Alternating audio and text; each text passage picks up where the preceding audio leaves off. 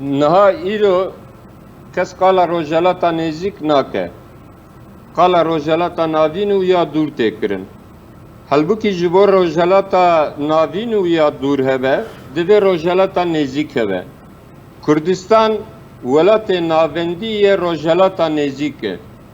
Di ser Kurdistanê re rojalata nêzik ji nûh dê derkeve ser dika dîrokê, Kurdistanê derkeve ser dika dîrokê û ev nîzama heyî dê têk biçe. Ji ber wê em dibêjin ku şoreşa Kurdistanê îro ji bona dinyê şoreşa herî mezin e. Bi sedem dê vê nîzama dagirker li herêmê têk vebibe. بله Xwediyê vê nîzamê û bi taybet dewleta Brîtanya rê nadin ku ev nîzam xerab bibe. Yani divê em ji bîr nekin roja ku Heştişabî û dewleta Iraqê hücûmê Kurdistanê kirin, rojek pişt wê re Brîtanya bi Bexdê re peymanê neftê yê nûh çêkirin. Ev ne tesadüfek e.